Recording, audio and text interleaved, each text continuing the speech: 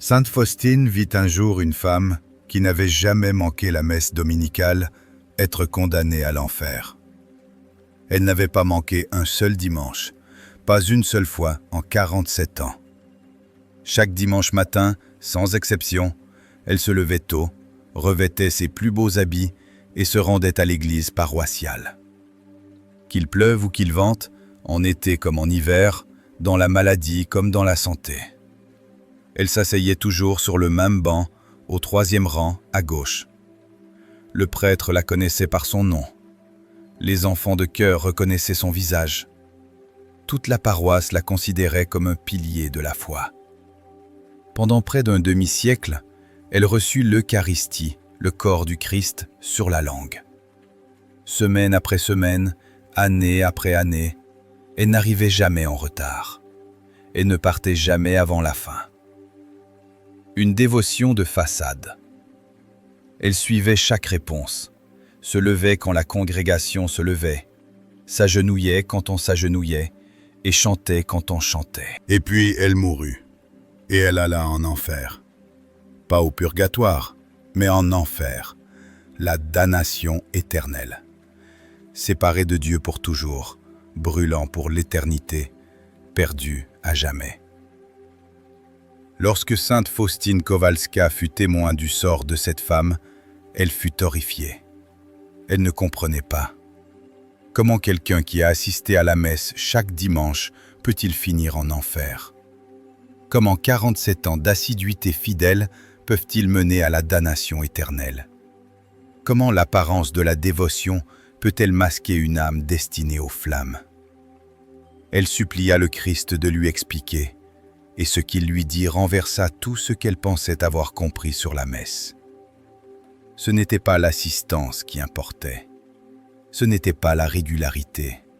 Ce n'était pas l'apparence extérieure de piété. C'était tout autre chose, quelque chose que cette femme n'avait jamais possédé, quelque chose qui transformait toutes ses messes en rituels vides et qui la condamnait malgré des milliers de communions reçues. Un avertissement pour nos âmes. Ce que le Christ a révélé à Faustine a été consigné dans son petit journal. C'est un avertissement pour quiconque pense qu'il suffit de se présenter. Un avertissement pour tous ceux qui croient que les sacrements agissent de manière automatique. Un avertissement pour quiconque s'est déjà assis sur un banc d'église avec une apparence de sainteté tout en cachant un vide intérieur. Aujourd'hui, vous découvrirez ce que Faustine a vu. Vous comprendrez pourquoi les messes de cette femme ont été rejetées. Vous découvrirez la différence entre l'adoration qui atteint le ciel et celle qui tombe au sol comme des feuilles mortes. Et vous aurez la chance d'examiner votre propre cœur avant qu'il ne soit trop tard. Avant d'entrer dans cette vision terrifiante, vous devez comprendre qui était Faustine. Ce n'était pas une femme portée à l'imagination. Ce n'était pas quelqu'un qui inventait des histoires pour l'effet dramatique. C'était une humble religieuse polonaise, née Helena Kowalska en 1905, troisième d'une famille de 10 enfants de pauvres agriculteurs. Elle n'avait reçu que 3 ans d'instruction formelle. Elle travailla comme servante dès l'âge de 16 ans. Selon les critères terrestres, elle n'était personne. Mais Dieu ne voit pas comme l'homme voit. La mission de la secrétaire de la miséricorde. À 20 ans, Helena entra dans la congrégation des Sœurs de Notre-Dame de la Miséricorde à Varsovie. Elle prit le nom de Sœur Maria Faustina. Ses tâches étaient humbles. Elle travaillait à la cuisine, au jardin et à la porterie. Beaucoup d'autres sœurs la méprisaient. Certaines la trouvaient simplette. Quelques-unes la pensaient dérangée. Elle n'avait aucune idée qu'elle vivait aux côtés d'une mystique dont les écrits seraient un jour lus par des millions de personnes. À partir de 1931, Sœur Faustine commença à recevoir des visions de Jésus-Christ. Non pas de vagues sentiments ou des rêves symboliques, mais des rencontres directes. Le Christ lui parlait, l'instruisait et lui révélait les mystères de sa miséricorde et de sa justice. Il lui ordonna de tenir un journal. « Écris tout ce que je te dis, car mes paroles sont pour les âmes. Ce journal, connu aujourd'hui sous le titre « Le petit journal, la miséricorde divine dans mon âme », compte plus de 600 pages. Il contient des prophéties, des visions du ciel, du purgatoire et de l'enfer. Tout le monde ne la croyait pas. Son propre confesseur lui dit un jour que ces visions étaient des délires. Pendant un certain temps, il lui ordonna d'arrêter d'écrire. Faustine obéit, mais le Christ insista pour qu'elle continue. Finalement, la vérité devint indéniable. Faustine mourut en 1938, à seulement 33 ans. Son journal survécut et l'Église commença son enquête. En 1993, le pape Jean-Paul II la béatifia. En l'an 2000, il la canonisa, faisant d'elle une sainte. Il institua le deuxième dimanche de Pâques comme le dimanche de la miséricorde divine, une fête directement liée aux révélations de Faustine. Un appel à la charité. Avant de continuer, je veux partager quelque chose avec vous. Ce message n'est pas le mien. Il appartient à quiconque a besoin de l'entendre, et vous pouvez aider à ce qu'il l'atteigne. En dessous de cette vidéo, vous pouvez soutenir ce contenu. Chaque geste permet à cette vidéo de s'élever un peu plus et d'atteindre une âme de plus qui cherche, lutte ou s'est égarée. Cela ne vous coûte rien, si ce n'est un instant de votre temps. L'Écriture nous dit que votre lumière brille devant les hommes afin qu'ils voient vos bonnes œuvres et glorifient votre Père qui est dans les cieux. Matthieu 5,16. Lorsque vous vous abonnez, que vous laissez un commentaire ou que vous partagez cette vidéo, vous participez à une œuvre humble et sainte, un petit acte de charité qui peut changer l'éternité de quelqu'un. Merci, et que Dieu bénisse votre générosité. Revenons maintenant à la vision. Saint Jean-Paul II a qualifié son journal de l'une des grandes œuvres spirituelles du XXe siècle. Il ne s'agissait pas d'une mystique médiévale dont les visions nous parviennent à travers des siècles de légendes. C'était une femme décédée de mémoire d'homme, dont le journal manuscrit existe encore, dont les paroles ont été scrutées par des théologiens, des évêques et le Vatican lui-même, et elle a passé chaque épreuve avec succès. Le journal de Sainte Faustine n'est pas l'écriture sainte, mais c'est ce que l'Église appelle une révélation privée digne de foi. L'Église ne vous oblige pas à l'accepter, mais elle a déclaré que vous le pouviez. Ce que je vais partager provient directement de ce journal, de ses visions de l'enfer et des âmes qu'elle y a rencontrées, ainsi que des explications que le Christ lui a données sur la raison pour laquelle certaines âmes, qui semblaient pieuses, ont fini dans le feu éternel. Lorsque Faustine parle de ce qu'elle a vu, nous avons affaire à une révélation approuvée par l'autorité ecclésiastique. Ce n'est pas une légende, ce n'est pas du folklore. C'est un témoignage documenté que l'Église a formellement reconnu. Et ce qu'elle a vu concernant cette femme qui assistait à la messe chaque dimanche devrait nous pousser, chacun d'entre nous, à examiner notre propre âme. La vision commença dans les ténèbres, une obscurité que Faustine reconnut. Elle était déjà venue ici. Ce n'était pas le purgatoire où l'obscurité finit par céder la place à la lumière. C'était l'enfer, le lieu de la séparation éternelle d'avec Dieu. Le lieu où l'espoir n'existe pas. Le lieu où les âmes souffrent pour toujours, sachant que leur supplice n'aura jamais de fin. Faustine ne voulait pas être là. Personne ayant entrevu l'enfer ne souhaite jamais y retourner. Mais le Christ l'y avait conduite pour une raison précise. Il y avait quelque chose qu'elle devait voir, quelqu'un qu'elle devait comprendre. « Regarde », dit le Christ. Faustine regarda et vit une femme. Elle était entourée de flammes, mais ce n'était pas le feu purificateur du purgatoire. C'était le feu tourmentant de la damnation. Il ne purifiait pas, il ne faisait que brûler, et il brûlerait à jamais. Le visage de cette femme était tordu par l'agonie, mais aussi par autre chose. La rage. Une rage amère, bouillonnante. Elle maudissait les flammes, elle maudissait son sort, elle maudissait tous ceux qu'elle avait connus, et elle maudissait Dieu. « Pourquoi » hurlait-elle. « J'allais à la messe tous les dimanches. J'ai reçu la communion. J'ai tout fait correctement. Pourquoi suis-je ici ?» Mais il n'y avait pas de réponse. En enfer, il n'y a pas de réponse. Seulement des questions éternelles et une souffrance sans fin. Faustine observait cette femme avec une horreur grandissante. Elle voyait bien qu'il ne s'agissait pas d'une criminelle, ni d'une meurtrière, ni d'une pécheresse notoire. C'était une femme qui avait paru respectable, dévote, une fidèle catholique exemplaire. « Seigneur, » demanda Faustine, « qui est cette femme? Comment a-t-elle pu finir ici ?» La réponse du Christ fut pesante. « Laisse-moi te montrer sa vie. Laisse-moi te montrer ce que le monde voyait et ce que moi, je voyais. » La dévotion sans le cœur. La vision changea. Faustine se retrouva témoin de scènes de la vie terrestre de cette femme.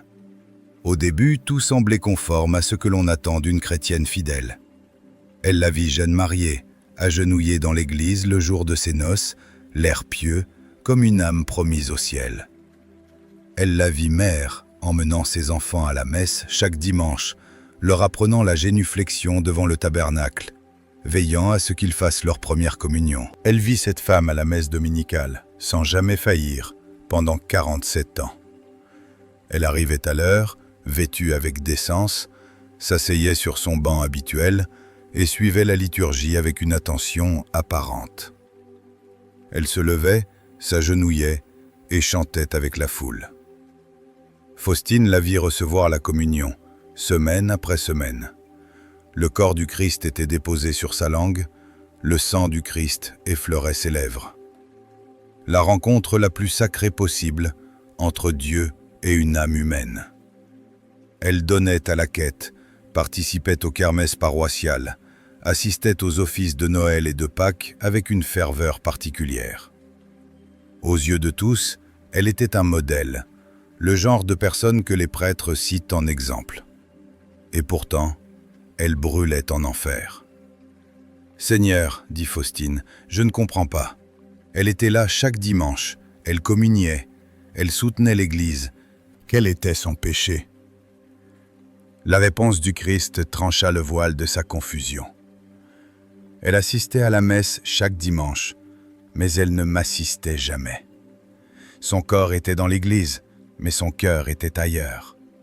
Ses messes étaient une présence sans attention. Ses communions étaient une réception sans relation.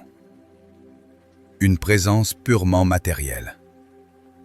Toute sa vie religieuse n'était qu'une représentation sans présence.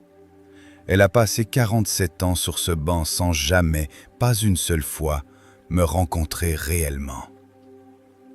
Faustine luttait pour saisir. « Mais Seigneur, elle recevait votre corps et votre sang. Comment peut-on vous recevoir sans vous rencontrer ?» Le Christ répondit par une question. Si une épouse s'asseyait à table avec son mari chaque soir, mais que son esprit était toujours ailleurs, si elle mangeait la nourriture qu'il a préparée sans en goûter la saveur, si elle était physiquement là, mais émotionnellement absente, dirais-tu qu'elle a un véritable mariage ? Non, Seigneur, répondit Faustine. Elle en aurait la forme, mais pas la réalité.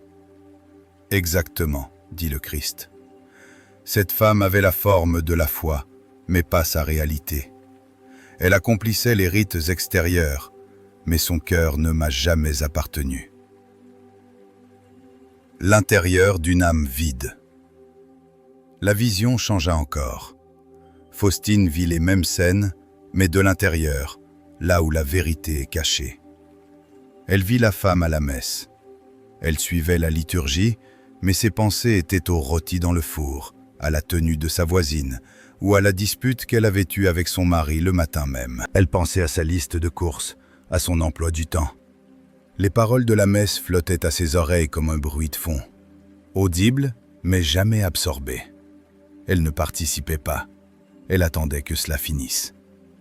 Au moment de la consécration, quand le prêtre levait l'hostie en disant « Ceci est mon corps », alors que le ciel touchait la terre, elle se demandait si elle avait bien éteint la cuisinière. Quand le calice était élevé, Elle se demandait si sa fille l'appellerait l'après-midi. Faustine se sentit mal. Elle vit la femme s'avancer pour communier. Le roi de l'univers entrait en elle, et elle ne ressentait rien. De retour à son banc, elle s'agenouillait par habitude, mais ne disait rien au Christ qui brûlait en elle. Pas un merci, pas une louange, pas une demande. Elle attendait simplement que le temps imparti s'écoule pour pouvoir s'asseoir. « Comprends-tu maintenant ?» demanda le Christ. « Une chaise est présente à la messe, un pilier est présent à la messe. Mais les chaises et les piliers n'adorent pas. Ils ne font qu'occuper l'espace. Cette femme a occupé l'espace pendant 47 ans. Elle n'était qu'un meuble de plus dans ma maison. » Une foi de façade. La voix du Christ portait une tristesse plus profonde que la colère. Je l'ai attendue, dimanche après dimanche. Chaque fois qu'elle s'asseyait là, j'étais prêt à la transformer si seulement elle avait prêté attention. Elle traitait la communion comme une vitamine, un geste de routine pour l'âme. Elle m'a reçu des milliers de fois sans jamais m'accueillir. Le Christ révéla enfin la vie de cette femme en dehors de l'Église. Sa foi n'existait que le dimanche matin. Le reste de la semaine, elle redevenait une femme du monde, absorbée par les choses de la terre. Le lundi, elle médisait de ses voisins. Le mardi, elle nourrissait de la rancœur. Le mercredi, elle s'emportait contre ses enfants. Sa foi n'était pas une vie, c'était un rendez-vous hebdomadaire, une obligation sociale. Dieu n'était pas le centre. Il n'était même pas une part importante. Il était une case à cocher dans son agenda. Et lentement, au fil des décennies, son âme est devenue froide. Le feu qui aurait dû brûler pour Dieu, l'amour, le désir de sainteté, a vacillé, a faibli et a fini par s'éteindre. Elle ne s'en rendait pas compte. Comment le pourrait-elle? Elle continuait d'aller à la messe, elle continuait de communier. En apparence, rien n'avait changé. Mais à l'intérieur, là où tout se joue, elle s'éteignait. Puis, elle mourut pour de bon, et il ne resta plus rien. Aucun amour pour Dieu pour l'élever, aucun désir du ciel pour la ramener à la maison. Seulement 47 années de dimanche vides, la simple coquille d'une foi sans substance. Et la coquille ne suffit pas. « Seigneur, demanda Phina, quel était son péché fondamental? S'il fallait nommer la seule chose qui l'a condamnée, quelle serait-elle? » Le Christ répondit sans hésiter. La tiédeur. La tiédeur était la racine. Tout le reste en a découlé. Elle n'était ni bouillante ni froide. Elle était tiède. Et parce qu'elle était tiède, je l'ai vomi de ma bouche. Voici ce qui vient du livre de l'Apocalypse, mes paroles à l'église de Laodicée. Je connais tes œuvres. Je sais que tu n'es ni froid ni bouillant. Puisses-tu être froid ou bouillant.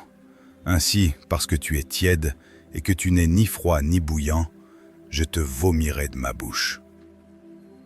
Cette femme était tiède. Elle n'était pas froide. Être froid aurait été un rejet ouvert. Être froid aurait été l'athéisme, la haine de Dieu ou une rébellion délibérée. Le froid est dangereux, mais les personnes froides savent qu'elles sont loin de Dieu. Elles gardent la possibilité d'être saisies par la foi à travers la souffrance ou la grâce. Elle n'était pas bouillante. Être bouillant aurait été une dévotion passionnée, un amour ardent pour moi, une soif de sainteté, un désir de croître toujours plus près. Le bouillonnement est ce que je désire. Les âmes ardentes sont vivantes.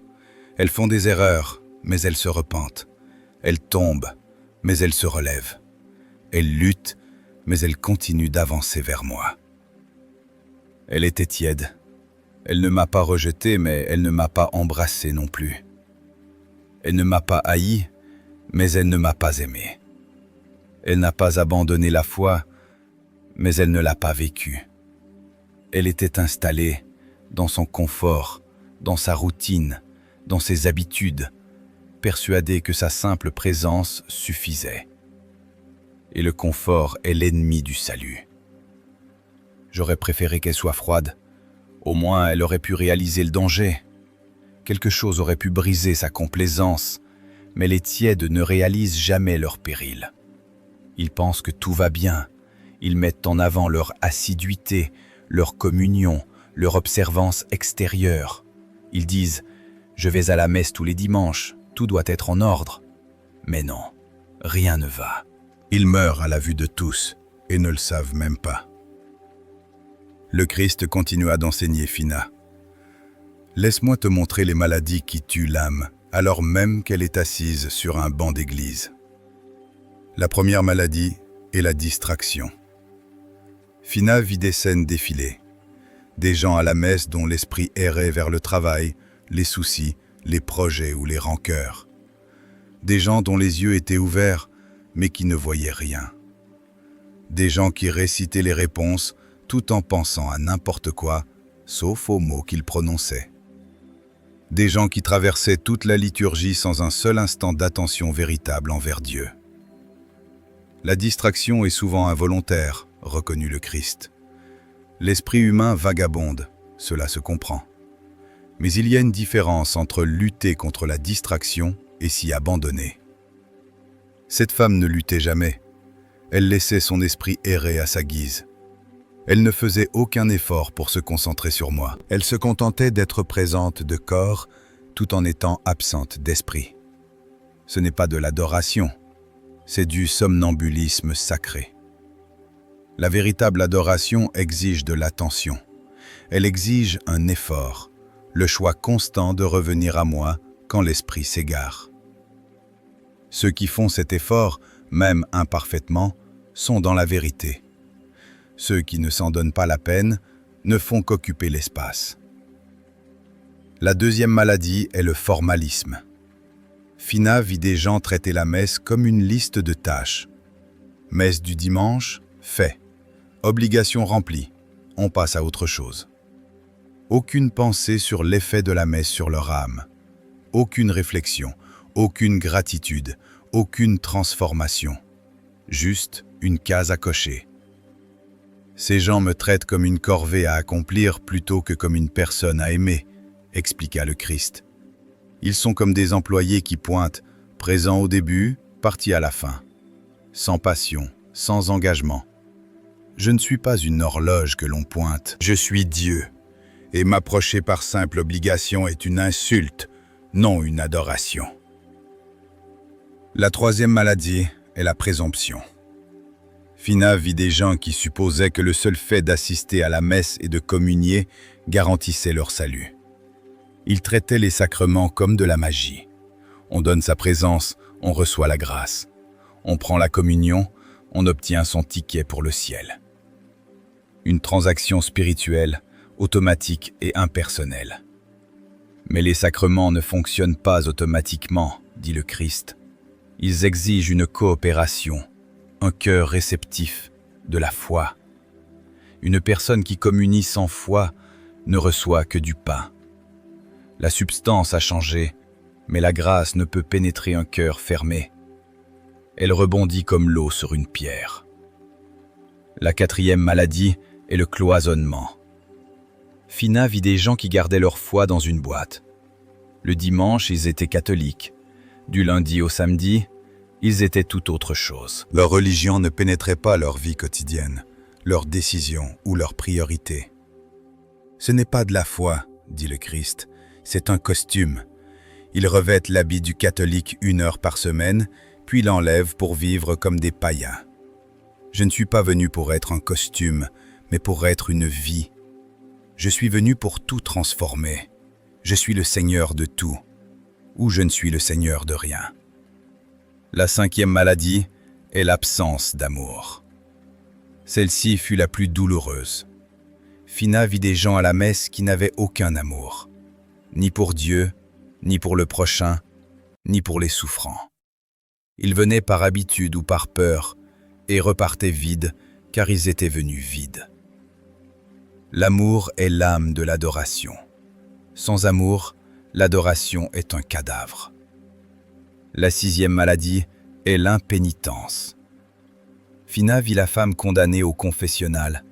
Elle confessait de petits péchés, des péchés sûrs qui ne l'embarrassaient pas. Mais elle ne confessait jamais ses vrais péchés. Sa haine pour sa belle-sœur, son mépris pour certains paroissiens, son absence totale d'amour pour Dieu. Parce qu'elle n'a jamais confessé ses péchés, elle ne s'en est jamais repentie. Et sans repentir, il n'y a pas de pardon. Elle a reçu l'absolution des milliers de fois, dit le Christ. Mais l'absolution sans repentir n'est que du vent. Je ne peux pardonner ce qui n'est pas avoué. Elle a choisi le mensonge confortable, celui qui disait qu'elle était bien assez bien. Et ce mensonge l'a condamnée. Avant de poursuivre, je souhaite partager ceci avec vous. Ce message appartient à quiconque a besoin de l'entendre. Vous pouvez aider. Il y a une icône de flamme sous cette vidéo. C'est le hype. En cliquant dessus, vous aidez cette vidéo à atteindre une âme qui cherche ou qui lutte. Cela ne vous coûte rien, juste un instant. L'Écriture nous dit que votre lumière luise ainsi devant les hommes, afin qu'ils voient vos bonnes œuvres et qu'ils glorifient votre Père qui est dans les cieux. Matthieu 5, 16. En vous abonnant ou en partageant, vous participez à un acte de charité qui peut changer une éternité.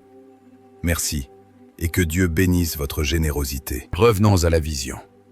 Phina avait compris ce qui avait condamné la femme, mais elle voulait savoir ce qui aurait pu la sauver. Seigneur, comment éviter ce sort? Le Christ accueillit la question. Laisse-moi te montrer la différence entre l'adoration qui m'atteint et celle qui tombe à plat. La vision changea. Phina vit une autre femme, très ordinaire elle aussi. Elle n'avait aucune sainteté apparente. Certains dans sa paroisse la regardaient même de haut à cause de son passé et de ses erreurs passées. Les gens chuchotaient sur son compte. Mais quelque chose était radicalement différent dans sa manière d'assister à la messe. Phina la regarda arriver à l'église. La femme s'arrêta au seuil. Elle ne se précipita pas à l'intérieur, distraite ou pressée. Elle marqua une pause. Elle prit une profonde inspiration. Elle se rappela où elle s'apprêtait à entrer. Elle fit le signe de croix avec l'eau bénite, lentement, délibérément, sentant l'eau sur sa peau, se remémorant son baptême et renouvelant son engagement envers le Christ. Elle gagna un banc et s'agenouilla. Elle ne s'agenouilla pas par automatisme, mais avec intention. Elle ferma les yeux et murmura intérieurement « Seigneur, je suis là. Je suis venu te rencontrer. Aide-moi, je t'en prie, à être vraiment présente. Aide-moi à être attentive. Aide-moi à recevoir ce que tu veux me donner aujourd'hui. » La messe commença et Phina vit immédiatement la différence. Quand les lectures furent proclamées, cette femme écouta. Elle écouta vraiment. Elle se demandait « Que me dit Dieu aujourd'hui ? Qu'est-ce que cela signifie pour ma vie ?» Pendant l'homélie, elle resta attentive. Non pas parce que le prêtre était éloquent, il ne l'était guère, mais parce qu'elle savait que Dieu peut parler à travers n'importe qui. Elle savait qu'une seule phrase, un seul mot, pouvait lui être destiné. Quand vint le credo, elle habitait chaque parole. Elle ne se contentait pas d'émettre des sons, elle professait sa foi. Je crois en un seul Dieu. Elle croyait. Je crois en Jésus-Christ. Elle croyait. Elle savait ce qu'il en coûtait de croire, et elle choisissait de le faire malgré tout. Au moment de la prière eucharistique, sa concentration se fit plus intense encore. Elle regarda le prêtre élever le pain. Elle entendit les paroles « Ceci est mon corps ». Et elle sut au plus profond d'elle-même que le Christ était désormais présent sur cet autel. Le même Christ mort au calvaire, le même Christ ressuscité d'entre les morts, présent ici et maintenant. Son cœur répondit « Mon Seigneur et mon Dieu », chuchota-t-elle. Les mots de Thomas devant le ressuscité. Des mots d'émerveillement, d'adoration et d'amour. Lorsqu'elle s'avança pour communier, elle le fit avec faim. Non pas une faim physique, mais une soif spirituelle, un désir ardent du Christ, une volonté d'être unie à lui. Elle ne reçut pas l'Eucharistie avec désinvolture. Elle la reçut avec révérence, avec gratitude, avec une joie tremblante. Après cela, elle retourna s'agenouiller. Elle ne regarda pas l'heure. Elle ne rangea pas ses affaires. Elle s'agenouilla et parla au Seigneur qui demeurait désormais en elle. « Merci, je t'aime, j'ai besoin de toi. Aide-moi à t'aimer davantage. Aide-moi à vivre cette semaine différemment. Aide-moi à devenir celle que tu veux que je sois. » Alors Phina vit une chose qu'elle n'avait jamais vue auparavant. Elle vit la grâce.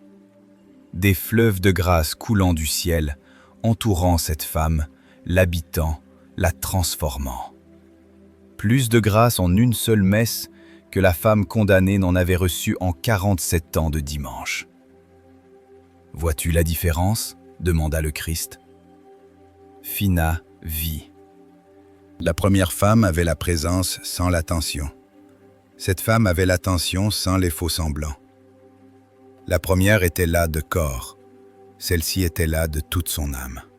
« Oui, » confirma le Christ, « et cette différence change tout. Je ne compte pas les messes assistées. Je ne tiens pas un registre des communions reçues ou des obligations remplies. Je regarde le cœur.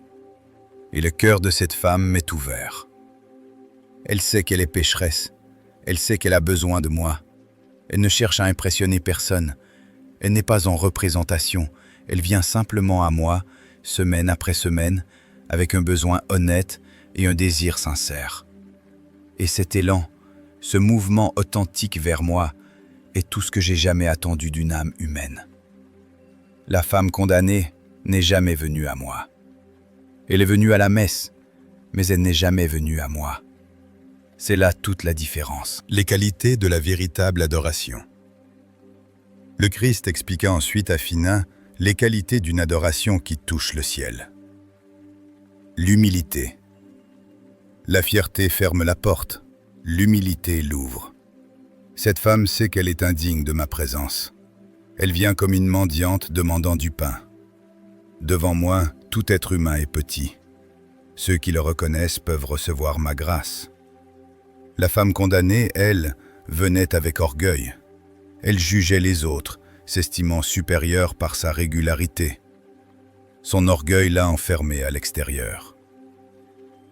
L'attention. L'esprit ne reste pas naturellement focalisé sur moi. Il doit être exercé, discipliné.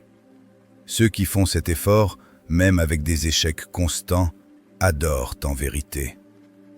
Je n'attends pas la perfection, j'attends un effort sincère.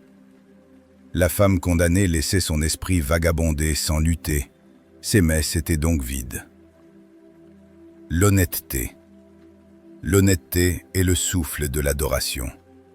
Tu ne peux rien me cacher. La femme condamnée a passé sa vie à feindre, me présentant une version lissée d'elle-même. Je ne m'intéresse pas aux apparences. Je veux la personne réelle, avec ses failles, sa laideur et ses péchés. C'est toi-même que je veux sauver, pas ton masque. L'abandon. La prière de l'enfant réclame. La prière de l'âme mûre s'abandonne. Quand cette femme dit « que ta volonté soit faite », elle le pense vraiment. Elle accepte ma sagesse, même quand ma réponse ne correspond pas à ses attentes. La femme condamnée, elle, voulait que Dieu serve ses projets. Une présence pleine de ressentiment n'est pas de l'adoration, c'est une accusation sous un habit religieux. L'amour. L'amour est le feu de l'adoration. Sans lui, la religion n'est qu'une mécanique froide.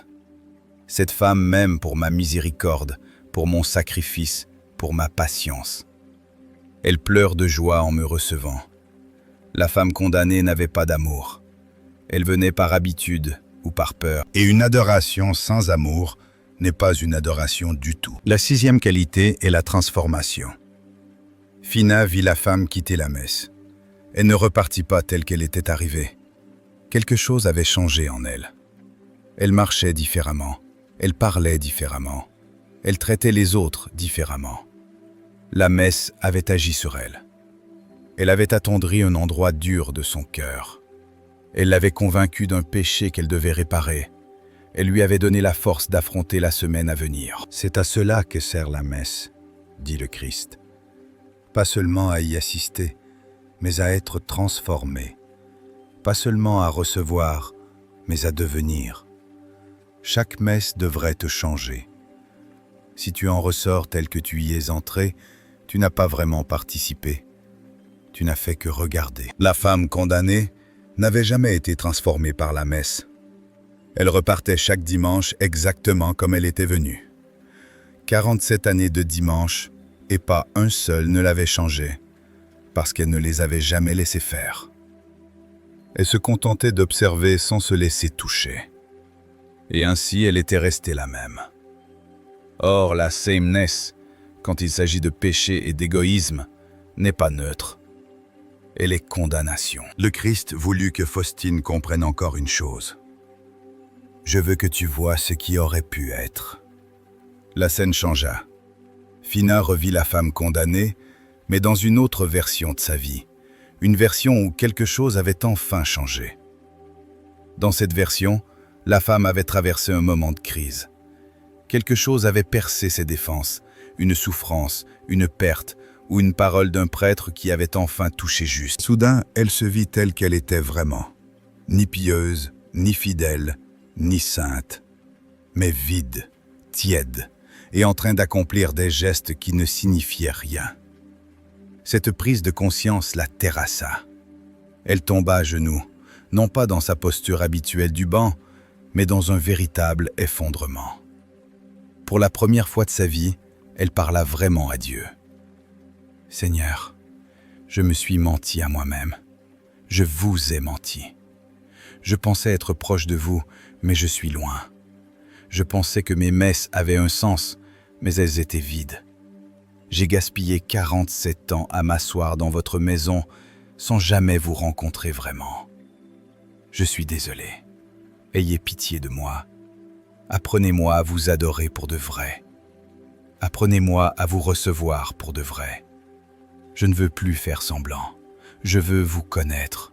Je veux vous aimer, quoi qu'il en coûte. » Phina vit la grâce inonder cette version alternative de la femme.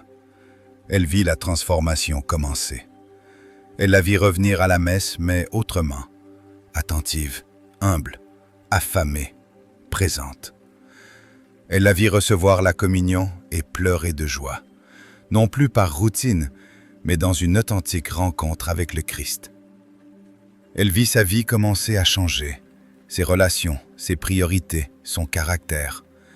Tout se transformait lentement par la grâce qui pouvait enfin entrer, parce que son cœur était enfin ouvert.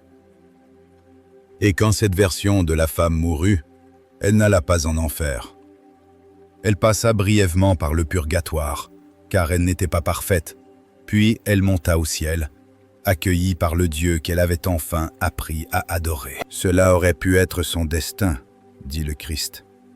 À n'importe quel moment de sa vie, elle aurait pu vivre cette percée.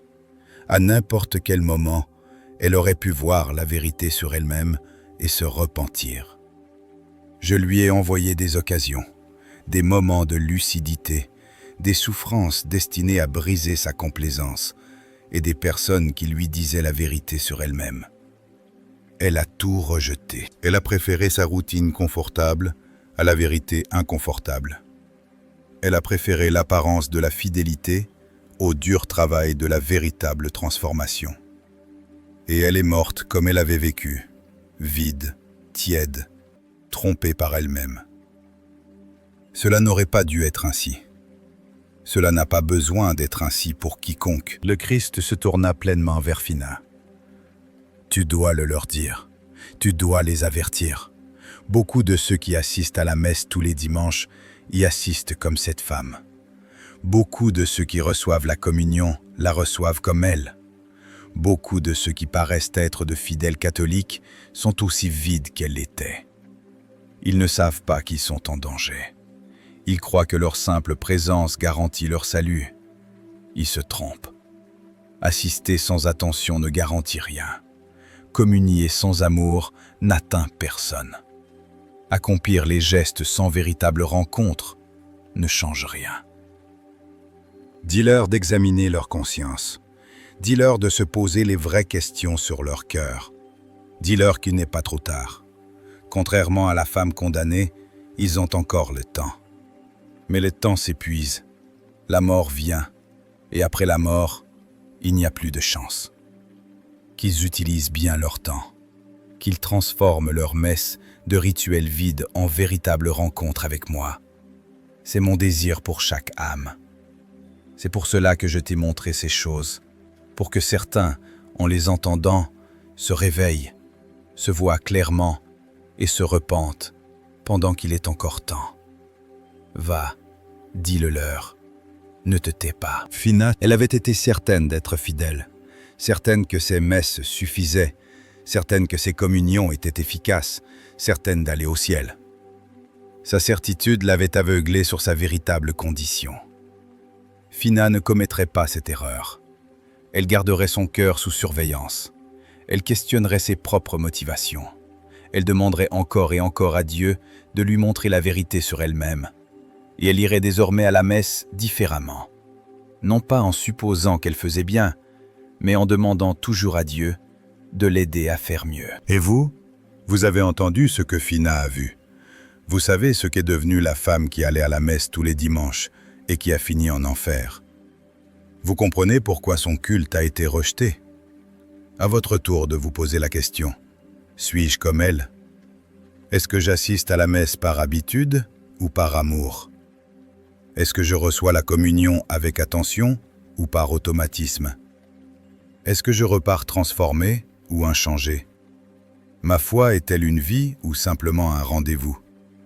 Est-ce que je rencontre vraiment le Christ ou est-ce que je me contente de me montrer? Ces questions sont inconfortables. Elles sont faites pour l'être. Le confort n'est pas le but. Le salut est le but. Et le salut exige la vérité, même quand elle fait mal. Si vous vous reconnaissez dans la femme condamnée, ne désespérez pas. Le désespoir n'est pas la réponse appropriée. L'action l'est. Vous êtes encore vivant. Vous avez encore le temps. Vous pouvez encore changer. Commencez aujourd'hui. Allez à la messe ce dimanche, mais allez-y autrement. Ne vous précipitez pas à la dernière minute.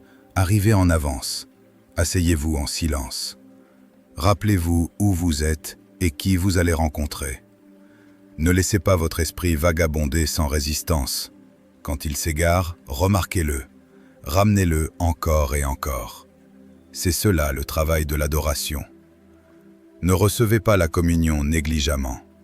Approchez-vous avec révérence, avec faim, avec la conscience que vous allez recevoir Dieu lui-même dans votre corps. Ne partez pas immédiatement quand la messe est finie.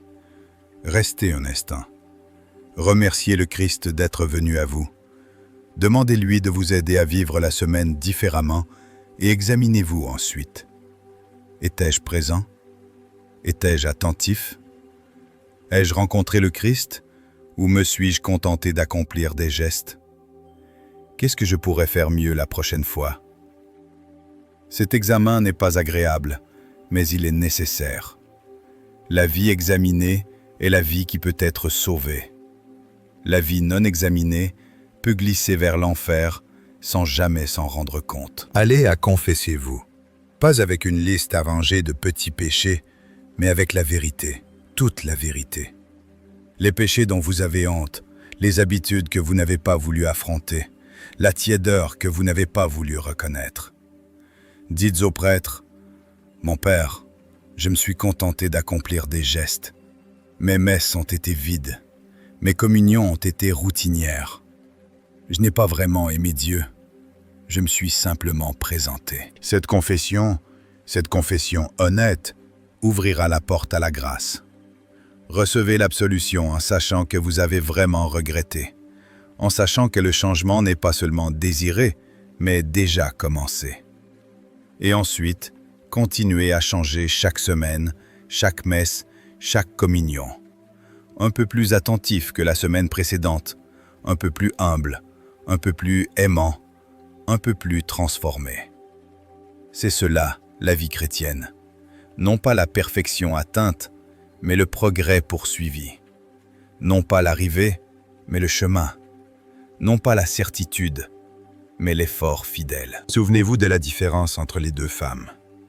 La femme condamnée avait 47 ans de présence parfaite tous les dimanches sans exception, mais son cœur était vide.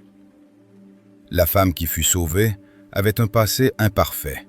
Elle avait des péchés, des luttes, et elle n'était pas impressionnante vue de l'extérieur, mais son cœur était ouvert. Son adoration était authentique. Sa rencontre avec le Christ était réelle. Dieu a choisi la seconde femme. Il choisira toujours la seconde femme.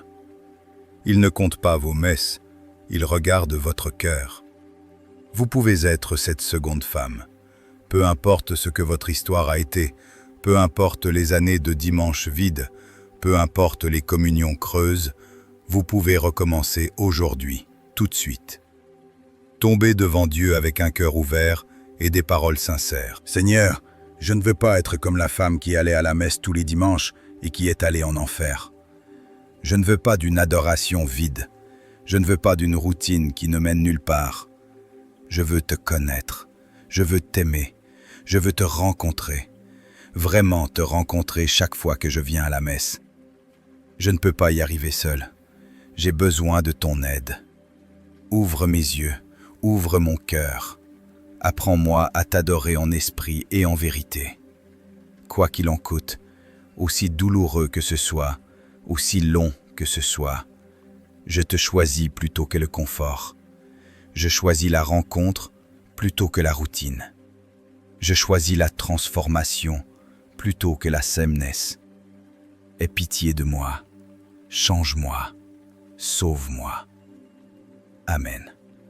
Sainte Faustine Kowalska a vu une femme qui assistait à la messe tous les dimanches, condamnée à l'enfer. Elle a consigné cette vision pour que d'autres n'en partagent pas le sort. Presque un siècle plus tard, vous avez entendu ce qu'elle a vu.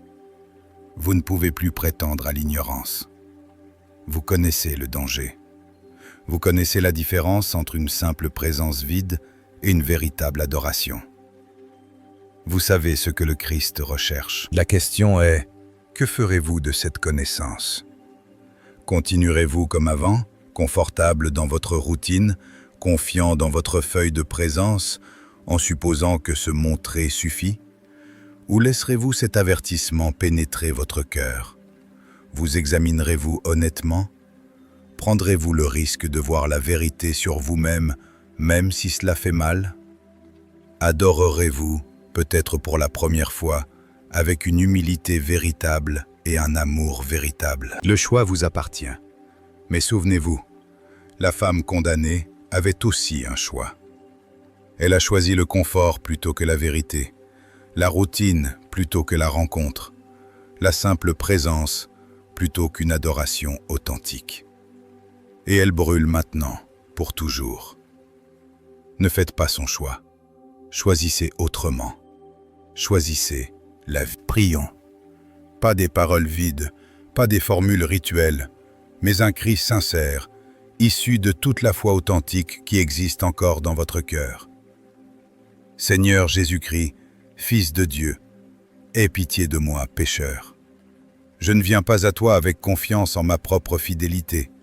Je n'ai pas été fidèle. J'ai assisté sans attention. J'ai reçu sans amour. J'ai adoré avec mon corps tandis que mon cœur était loin. Pardonne-moi. Apprends-moi à t'adorer avec mon cœur, pas seulement avec ma présence. Apprends-moi à te recevoir avec amour, pas seulement par routine. Apprends-moi à te rencontrer vraiment, pas seulement à accomplir des gestes. Je ne veux pas être comme la femme qui allait à la messe tous les dimanches et qui est allée en enfer. Je ne veux pas une présence parfaite et un cœur vide. Je ne veux pas m'asseoir dans ta maison pendant des décennies sans jamais te rencontrer vraiment. Je veux te connaître, vraiment te connaître. Je veux t'aimer, vraiment t'aimer. Je veux être sauvé, vraiment sauvé. Quoi qu'il en coûte, Seigneur, quels que soient les changements nécessaires, quels que soient les conforts à abandonner, quelles que soient les vérités à affronter, je te choisis plutôt que le confort. Je choisis la rencontre plutôt que la routine. Je choisis l'adoration authentique plutôt que la simple présence. Aie pitié de moi, transforme-moi, sauve-moi. Amen. Saint Faustine Kowalska, apôtre de la divine miséricorde, qui a vu le sort de la femme qui assistait tous les dimanches avec un cœur vide, prie pour nous. Prie pour que nous ne nous contentions jamais d'une simple présence. Prie pour que nous examinions honnêtement nos cœurs. Prie pour que nous adorions avec un amour véritable, non avec une routine vide. Et prie pour que, lorsque notre heure viendra, nous n'entendions pas « Éloignez-vous de moi », mais « Viens, entre dans la joie de ton Maître ». Tous les saints qui ont adoré avec un cœur authentique, priez pour nous. Enseignez-nous par votre exemple. Intercédez pour nous dans notre faiblesse. Aidez-nous à devenir ce que vous êtes devenus, de véritables amants de Dieu, et non de simples participants à des offices. Seigneur Jésus-Christ, aie pitié de nous. Nous sommes pécheurs. Nous avons souvent assisté sans attention. Nous avons souvent reçu sans amour. Nous avons souvent paru fidèles tout en étant vides. Pardonne-nous, change-nous, sauve-nous avant qu'il ne soit trop tard. Amen. En terminant, je veux vous laisser plus que des mots. Chaque vidéo sur cette chaîne se termine par une prière. Et dans cette prière, je prononce des noms à voix haute. Pas des noms célèbres, pas des saints d'il y a des siècles, mais des noms de personnes comme vous. Si vous appuyez sur le bouton « Rejoindre » ci-dessous, votre nom apparaît à l'écran pendant la prière finale de chaque vidéo. Vous n'êtes pas oublié. Vous êtes rappelé devant Dieu. Il ne s'agit pas d'argent. Il s'agit de faire partie d'une communauté de prière, des âmes unies à travers le monde qui se portent mutuellement. Et si rejoindre ne vous convient pas aujourd'hui, il y a encore un moyen d'en faire partie. Laissez un commentaire ci-dessous. Écrivez simplement « Seigneur, apprends-moi à t'aimer » ou dites-moi de quel coin du monde vous regardez. Parfois, voir une autre âme se tourner vers Dieu est l'encouragement dont quelqu'un d'autre a besoin pour faire de même. L'Écriture nous dit « Approchez-vous de Dieu, et il s'approchera de vous ». Jean chapitre 4, verset 8. Chaque commentaire, chaque prière, chaque petit geste de présence nous rapproche tous un peu plus. Et maintenant la prière. Seigneur, bénis ceux qui ont regardé jusqu'au bout. Bénis ceux qui partageront ce message. Bénis ceux dont les noms apparaissent maintenant devant toi. Que ta lumière les guide, que ta miséricorde les protège, que ton amour ne les quitte jamais. Amen.